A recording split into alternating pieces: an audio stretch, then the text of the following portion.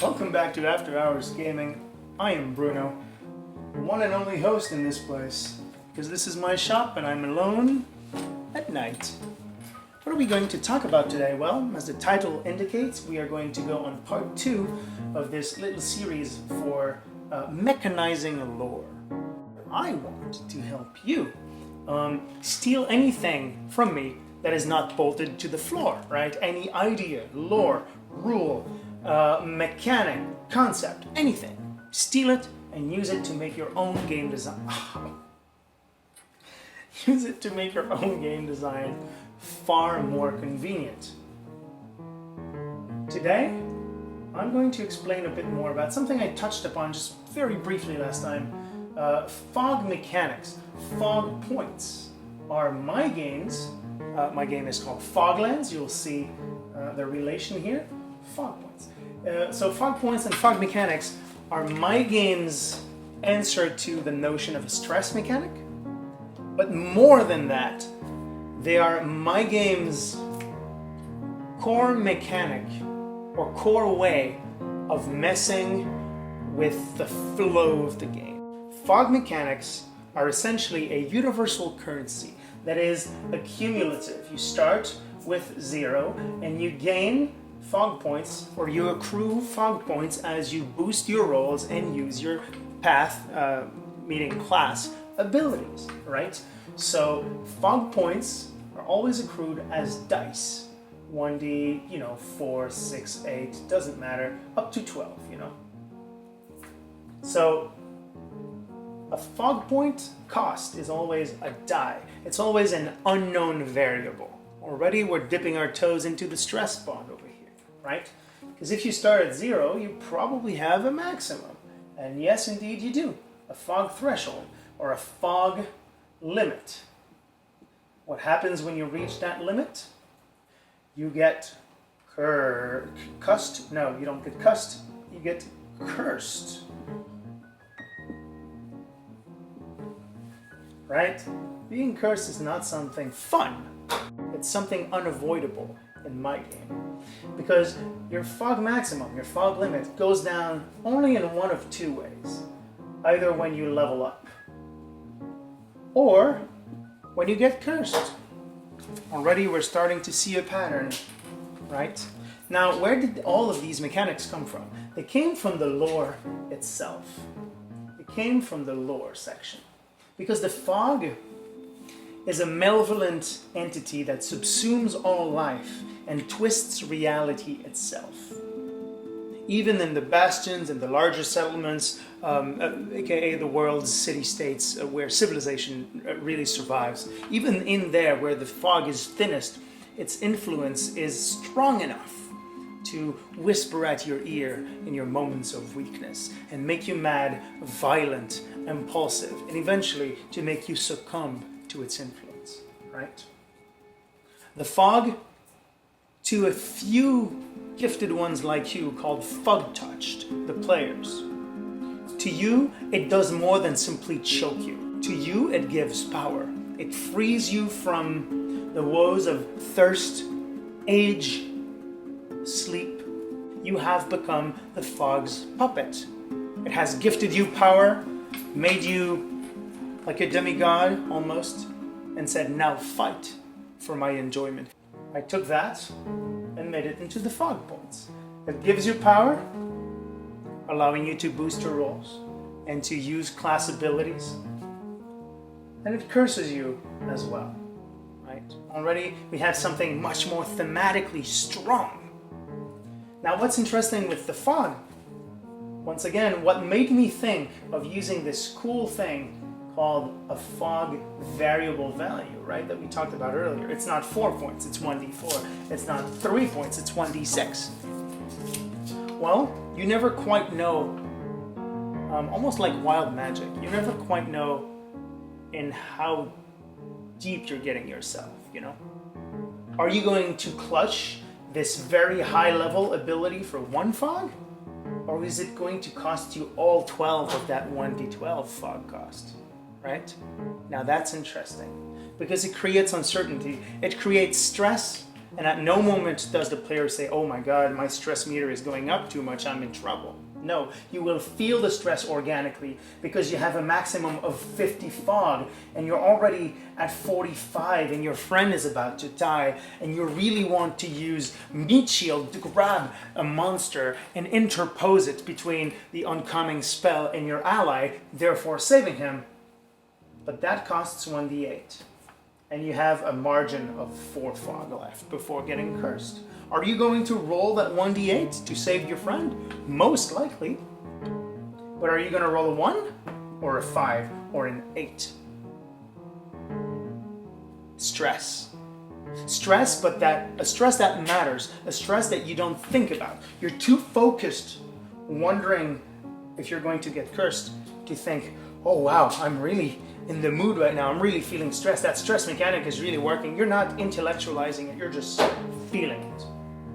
All of these ideas came from lore. If I didn't know I had my evil sentient fog to model after, I would not have thought about those things. Now here's another interesting fact about fog points. They double as your experience points for your characters, right?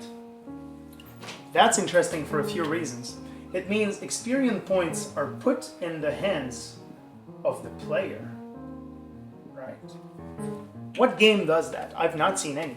Any game that says, okay, you can level essentially as fast as you wish, right? The player only has to use path abilities over and over again. They will get cursed, but they will level up much faster, right? Now that has to be baked into the game as well. This notion of trade-off feels good. The player is treated like an adult. It's not just rewarded, it's little experience points for surviving the little encounter. It decides like an adult and how deep trouble it wants to be. And if that matters to them. And if it's fun to them, right? Now here's a cool thing. Experience points, or rather I should say fog points spent in an encounter that turn into experience points, are divided between all players. So there's no player that can decide to run hot and become overly strong over the others. So it becomes a team effort, right? Team effort, team. Here's another cool thing. It makes you dive into a lot of interesting player psychology.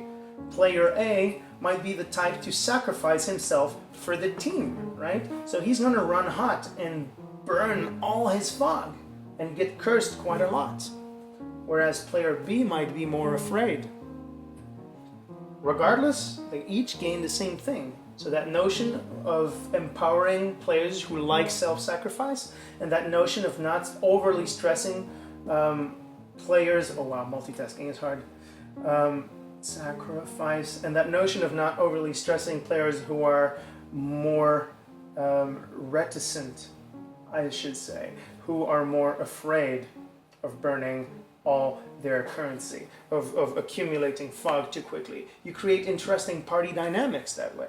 That's another bonus. That's another way of approaching that stress mechanic that you would not think about if you did not start from lore, if you did not mechanize a lore element. See? That's really interesting, I think, at the very least. Now, a little aparté, a little side note, just for fun.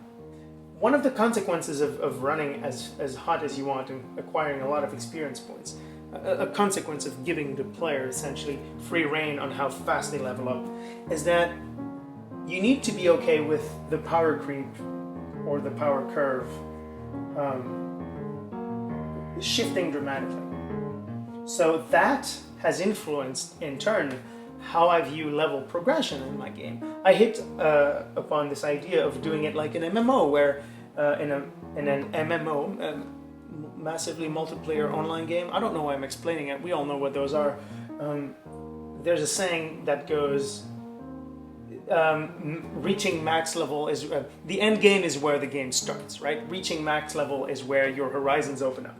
So I thought, oh, that's interesting. Let's say I want a game that has an ideal session number for a campaign of 20 sessions. I want, therefore, my players to reach maximum level, which is 9, at the halfway mark. That means we have, let's say, 1 session of intro. We have 9 sessions of gaining levels of normal play. And then we have 9 other sessions of max play. And then we have an outro. We have an epilogue, right? Beautiful, easy, concise. Now I have an idea of how I want my power curve to look like. It's easier to design my class abilities. I don't want to get too sidetracked. I just find that super interesting.